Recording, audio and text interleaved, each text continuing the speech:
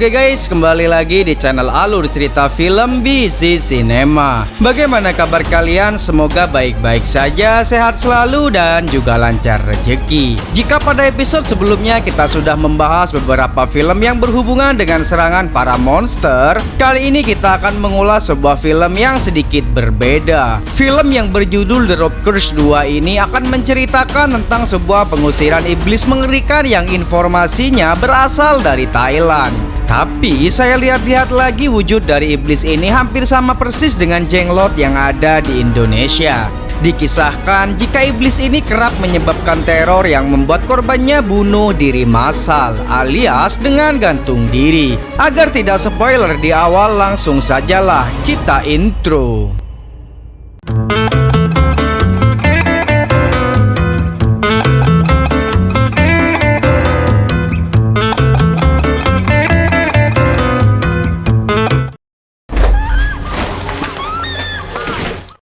Film diawali dengan memperlihatkan seorang kurir obat terlarang yang sedang dalam pengaruh iblis melakukan gantung diri. Kemudian dijelaskan jika legenda iblis Thailand ini merupakan iblis yang sering disembah oleh para pengedar barang terlarang, agar supaya mereka selalu aman dan juga tidak tertangkap oleh pihak kepolisian. Tapi yang tanpa mereka sadari jika pengaruh dari iblis ini akan membuat mereka sendiri masuk ke lingkar hitam dan mengakibatkan bunuh diri massal. Tak lama kemudian datanglah 3 orang yang berprofesi sebagai pengusir iblis berusaha menurunkan mayat-mayat yang bergelantungan. Namun secara tidak sengaja salah satu dari mereka yang bernama Huo justru dirasuki oleh iblis tersebut. Beruntung saat itu gurunya tanggap dan segera menyelamatkan Huo. Akan tetapi iblis tersebut justru memasuki gurunya dan membuatnya terkapar tak berdaya. Karena kekuatan iblis itu sangatlah kuat, gurunya pun meminta Huo agar tidak melarikan diri dan menerima takdir sembari memberikan kalung jimat yang akan melindungi mereka. Seketika gurunya pun sekarat dan suara aneh mulai muncul yang kita bisa lihat jika suara itu berasal dari patung jenglot. Dan tiba-tiba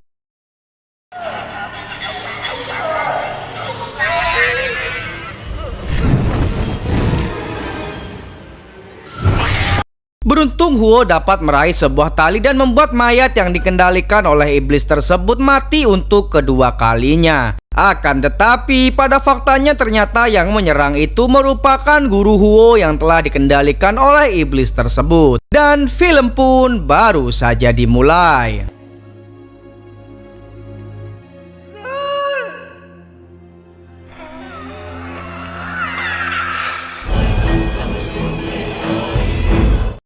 Scene kemudian berpindah di mana terdapat seorang kurir barang terlarang bersiap untuk mengantarkan barang tersebut. Namun di tengah perjalanan secara tiba-tiba ia ditabrak oleh segerombolan lalat yang membuatnya terjatuh. Ketika kurir itu bangun, ia melihat seseorang yang telah tergantung di atas pohon, yang ternyata itu adalah dirinya sendiri. Karena ketakutan, ia pun segera melarikan diri, akan tetapi kakinya justru tak mampu untuk melangkah. Dan ia akhirnya mati tergantung di pohon tersebut.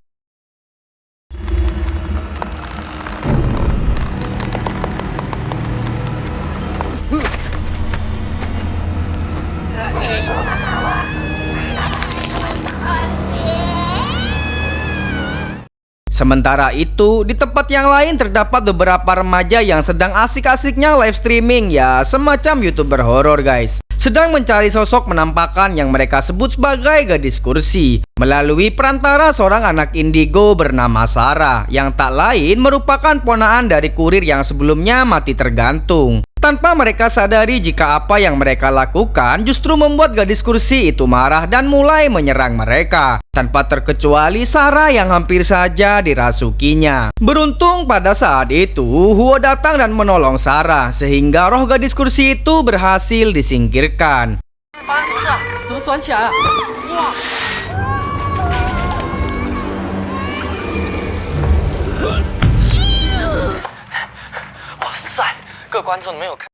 Hou memarahi mereka bertiga, bahkan sempat memukul kameranya. Akan tetapi, Gray yang merupakan pemilik akun dari YouTube justru tak menanggapinya dengan serius. Sarah kemudian mengikuti kemana Hou pergi, bermaksud untuk mengembalikan kalung jimatnya yang tak sengaja terjatuh, dan ia juga meminta bantuan agar ia bisa menjadi manusia normal karena kelebihan yang ia miliki membuatnya merasa tak nyaman dan sering terganggu dengan penglihatan-penglihatan akan keberadaan para iblis. Namun, Hou menolak untuk membantu Sarah dan obrolan itu tak berselang lama karena Sarah mendapatkan pesan dari sang bibi yang memintanya agar segera pulang. Jadi sedikit saya jelaskan guys, semenjak kematian gurunya, Hou berhenti dari pekerjaan menjadi pengusir iblis dan ia menolak menjalani takdir sebagai penerus Master Tao karena tak bisa menyelamatkan gurunya pada saat itu.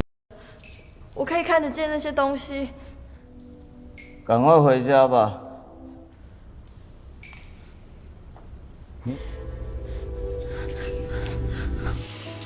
我能为你做的。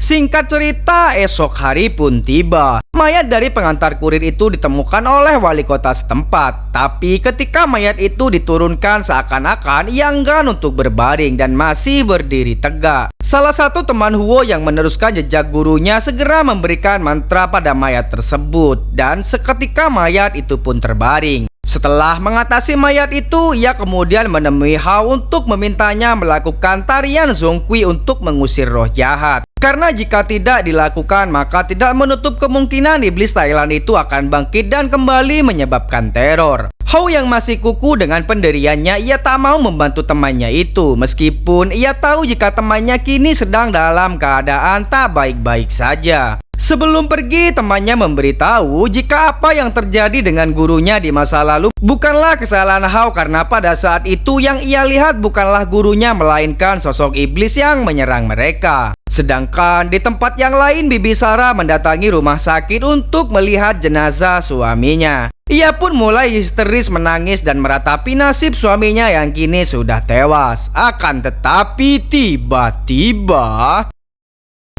你不是很爱打我？你爱打我，你爱打我。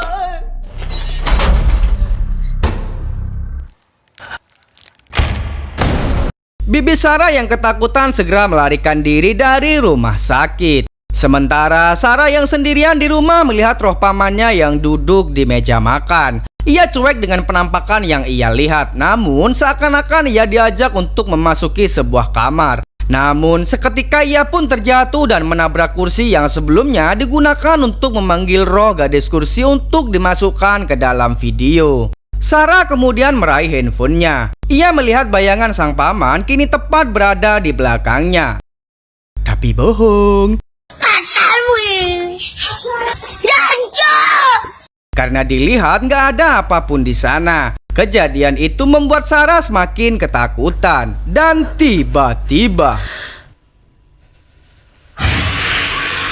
Sarah kembali berlari ketakutan dan ia bersembunyi di dalam lemari. Namun teror itu tak berhenti sampai di situ, sampai membuat Sarah berteriak histeris ketakutan.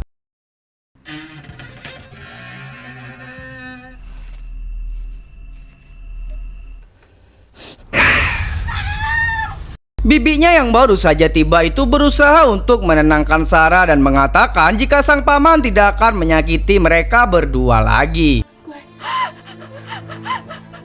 Singkat cerita, teman Hou yang bernama Zen bersiap untuk melakukan tarian Zongqi. Akan tetapi pada saat ritual akan segera dibuka, ia tak mampu untuk melakukannya karena kesehatannya yang kurang baik. Pada saat itu, Hou yang sudah mulai memahami akan takdirnya datang untuk menggantikan Zen dan melakukan tarian Zongqi. Segala persiapan pun sudah lengkap dan tarian ritual pun segera dilakukan. 你就不要再盯了，我爷都不帮你记本命了。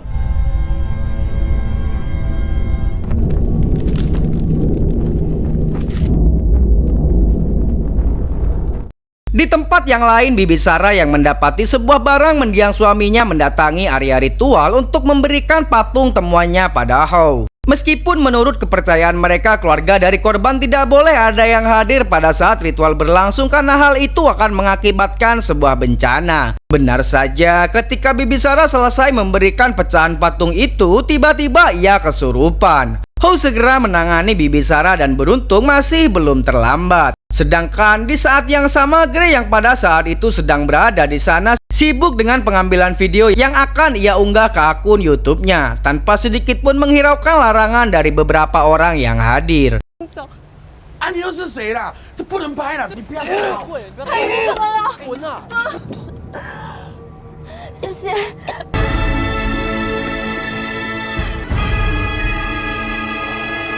Singkat cerita, ritual pun dilanjutkan. Namun tak berselang lama pihak kepolisian datang untuk menangkap mereka semua karena diduga telah mengambil barang bukti yang seharusnya diberikan pada pihak kepolisian. Hou dan yang lain berusaha untuk mencegah polisi tersebut karena jika tali itu dibawa maka bencana tidak akan bisa diselesaikan. Ya, namanya juga berhadapan dengan polisi, mereka tak bisa berbuat apa-apa. Bahkan mereka semua akhirnya dibawa ke kantor polisi tanpa terkecuali Sarah serta bibinya. Walaupun demikian, Bibi dan juga Sarah akhirnya diperbolehkan pulang sementara Hou bersama rekan-rekannya masih menunggu jaminan dari Bapak Wali Kota agar mereka bisa segera bebas. Sebelum Sarah pulang, Hou menyarankan agar Sarah membasuh muka bibinya menggunakan air mantra supaya semua roh jahat yang kini bersemayam di tubuh bibinya itu bisa segera pergi. Akan tetapi ketika muka bibinya diusap menggunakan air mantra, apa yang terjadi? 我帮你擦一下脸。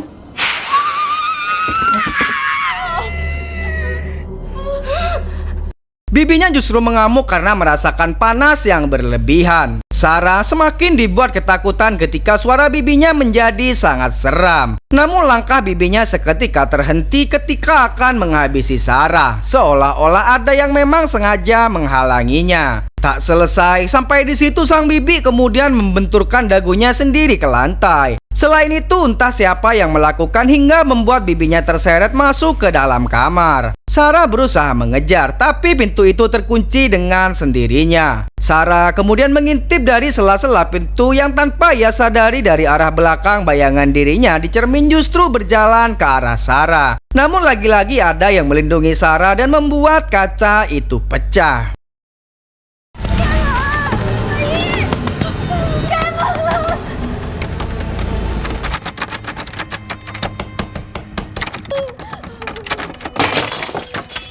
Tak lama kemudian Hou datang untuk membantu Sarah. Dengan membaca mantra yang ia kuasai, Hou dapat membuka pintu kamar yang terkunci. Dan kini bibinya tengah bersiap untuk melakukan gantung diri. Dengan kondisi setengah sadar, bibinya meminta Hou agar segera ditolong karena ia sudah sangat tersiksa. Dan tiba-tiba... 拜托你不要！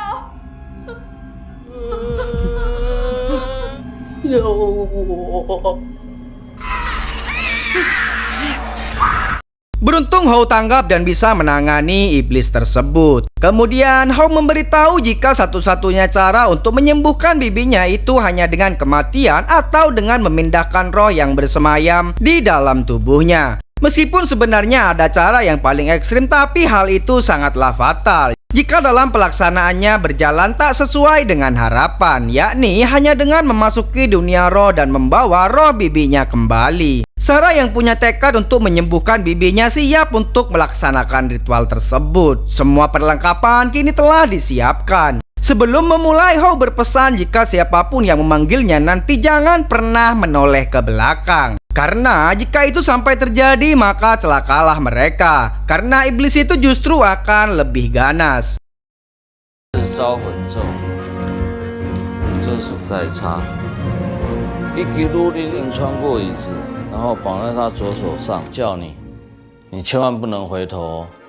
Ritual pun berlangsung. Sarah kini memasuki dimensi lain tak tanggung-tanggung. Ia melihat kedua orang tuanya juga berada di sana. Tapi Sarah tak begitu menghiraukan dan kembali mencari keberadaan sang bibi. Hingga tak berselang lama ia benar-benar bertemu dengan bibinya dan mengajaknya pulang. Tapi sebelum ia kembali, kedua orang tua Sarah kembali memanggil dan Sarah refleks dengan menoleh ke belakang. Alhasil semua ritual pun kacau dan apa yang telah ia lakukan kini semuanya sia-sia. Bahkan sesuatu yang lebih buruk kini terjadi terhadap bibinya. Setelah terpontang-panting bibinya kemudian melihat ke arah kaca dan refleks bibinya menusukkan potongan kaca tepat ke lehernya. Sarah segera menolong bibinya itu dan dibawa ke rumah sakit. Di saat yang bersamaan Hou juga berada di sana untuk menjenguk Paman Zen. Secara tidak sengaja Hou bertemu dengan Sarah. Sarah kemudian memberitahu jika ritual yang ia lakukan sebelumnya gagal dan membuat bibinya seperti itu. Merasa bersalah dengan apa yang terjadi pada bibinya, Sarah seketika pergi menangis. Hou berusaha menenangkan Sarah dan menghiburnya. Bahkan ia memberitahu masa lalunya di mana ia dulu sama seperti Sarah, selalu sendiri dan dihantui rasa takut. Tapi karena hal itu takkan merubah nasib, akhirnya Hou memutuskan untuk melawan ketakutan itu dan ia menjadi seperti sekarang.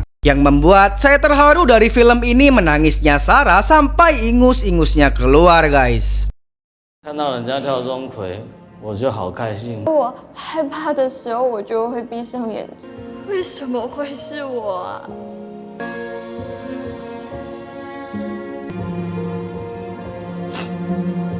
Sementara itu di tempat yang lain, orang yang menyuruh Paman Sarah mengantar barang mendatangi tempat Paman Sarah gantung diri untuk mencari keberadaan barang-barangnya. Akan tetapi barang itu tak kunjung ia temukan. Kemudian ia melihat seolah-olah ada bayangan seseorang di dalam mobilnya.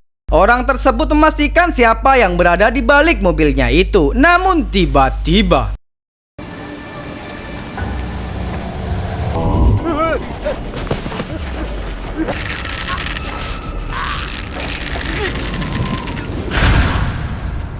justru ia harus mati karena mengalami hal yang sama dengan Paman Sarah, yakni ia mati dengan gantung diri.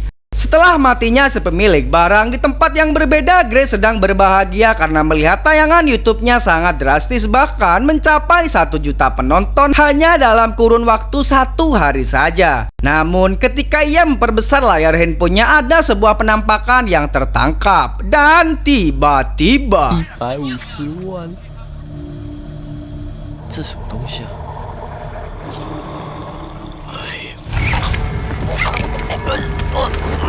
Gray pun juga tewas di dalam mobil tersebut. Singkat cerita, esok hari pun tiba. Hou didatangi oleh asistennya dan memberitahu jika pohon yang selalu memakan korban kini akan segera ditebang oleh Bapak Wali Kota. Dengan segera Hou mendatangi tempat itu dan memberitahu agar jangan sampai ditebang, karena hal itu akan membuat kekacauan semakin menggila. Namun karena menurut Bapak Wali Kota pohon itu sudah terlalu banyak menelan korban hingga penebangan pun tak bisa dihindarkan lagi. Bahkan sampai akar-akarnya berhasil dimusnahkan. Kemudian kita akan melihat jika di bawah pohon banyak ular yang menghuninya. Tidak hanya itu, terdapat sebuah kotak yang berisikan ular hijau dan patung jenglot. Sambil berteriak, Hou mengatakan jika patung itu merupakan patung iblis Thailand dan ialah yang menguburkannya beberapa bulan yang lalu. Sebelum dikubur di bawah pohon ini, dulunya patung itu sudah banyak menelan korban jiwa. Bahkan gurunya sendiri juga harus mati karena ulah iblis tersebut.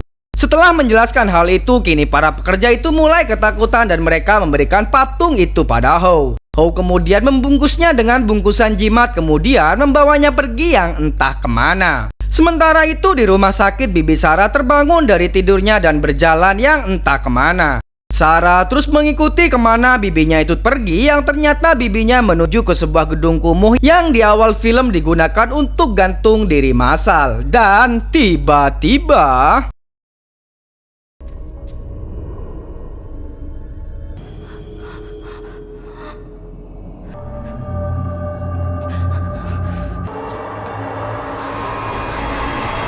sementara di tempat yang lain, Paman Zen mulai menyadari sesuatu berkat tulisan yang sebelumnya ditulis oleh bibi Sarah, di mana iblis itu sebenarnya ingin seutuhnya bereinkarnasi menjadi manusia dengan mengumpulkan 7 jiwa. Apa yang ia temukan itu segera ia beritahukan pada Hou. Hou sendiri yang mendapat kabar tersebut segera mencari keberadaan Sarah di rumah sakit. Dan secara tak sengaja ia menabrak seorang pria yang istrinya akan segera melahirkan. Anehnya, istri dari pria tersebut seakan tersenyum aneh. Lanjut ke Hou dengan menggunakan kemampuan penglihatannya, ia bergegas menuju gedung tersebut dan ia yakin jika Sarah berada di sana. Apalagi ia menemukan ponsel Sarah yang tergeletak begitu saja. Hou segera memasuki ruangan dan mendapati bibi Sarah yang sudah tergantung. Namun beruntungnya pada saat itu ia masih bisa diselamatkan. Sesegera mungkin Hou akan melakukan ritual terakhir, namun tiba-tiba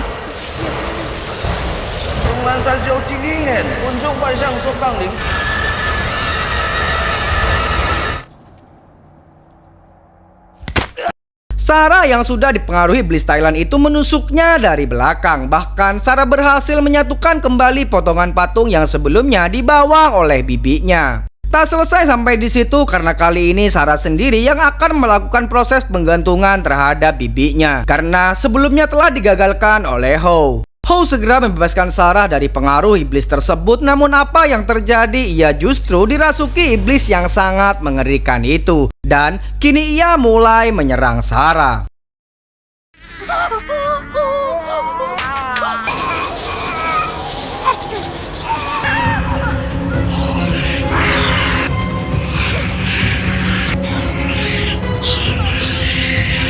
Sarah yang dalam kondisi terdesak membaca mantra yang pernah diajarkan Hou sebelumnya, dan ia berhasil membuat Hou terpental. Dalam keadaan setengah sadar, Hou meminta Sarah agar segera mengambil pedang Songqi dan Hou segera menusukkan dirinya sendiri ke pedang itu. Apakah dengan pengorbanan yang telah dilakukan Hou berhasil? Nyatanya tidak, karena kali ini iblis tersebut justru menampakkan wujud aslinya. Ketika iblis itu hendak menyerang Sarah, serangannya terhalang oleh kalung jimat yang diberikan Hou sebelumnya. Sarah kemudian mendapatkan sebuah kekuatan dari pedang Songqi itu. Dengan sekali tebas pedang Songqi, iblis itu pun berhasil dibelah menjadi dua. Bahkan bukan hanya wujudnya, melainkan batu yang selalu disembah oleh para pengedar pun kini telah hancur.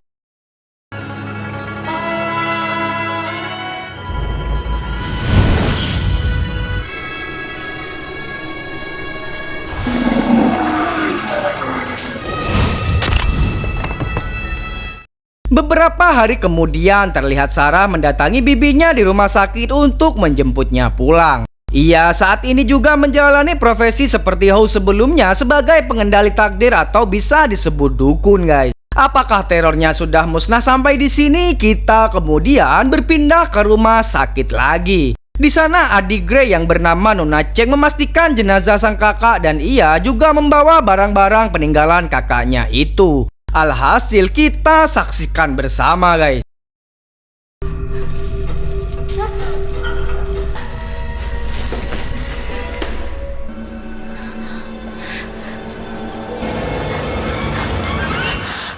Nona Cheng juga harus mati tergantung, artinya teror masih belum selesai dan pasti akan berlanjut. Mungkin sampai di sini dulu, semoga kalian terhibur dan sampai jumpa di video selanjutnya. Bye bye.